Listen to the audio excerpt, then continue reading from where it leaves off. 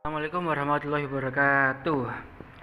Alhamdulillah kita bertemu lagi dengan Pak Agung pada Bahasa Jawa pembelajaran 7 pada sore hari ini ya. Pak Agung baru bisa mengirimkan sore hari ini. Untuk pelajaran kali ini tujuan pembelajaran ialah siswa ngerteni intisari teks wacanan belajar ing kawah ijen. Jadi kita akan membaca teks bacaan tentang kawah ijen. Oke, kita mulai saja ya.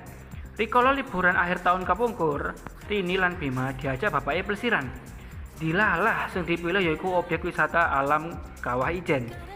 Kawah Ijen iku manggon ing dataran tinggi Ijen, mlebu tlatah Kabupaten Banyuwangi lan Kabupaten Bondowoso, Jawa Timur.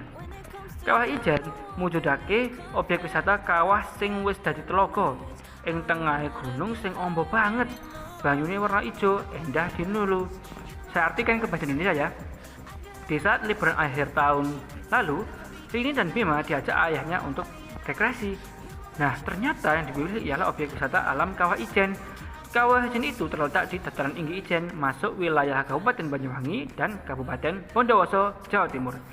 Kawah Ijen mewujudkan objek wisata yang sudah menjadi telaga atau danau yang ditengahi gunung.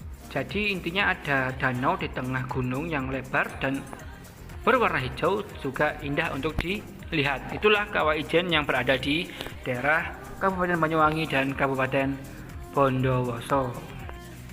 Ya lanjut, kanggone Rini lan Bimo plesiran menyang objek wisata Kawah Ijen iki mujudake pengalaman kang nyenengake lan ora bisa dilalekake. Sadalan-dalan bocah loro bisa nyawang kaendahaning alam, ijoné tuwuhan lan gunungan kang endah. Sawise tekan Kawah Ijen, Rini lan Bima kaget jebule sing plesiran ing kono ora mung wisatawan domestik. Wisatawan saka mancanegara uga akeh sing mrono.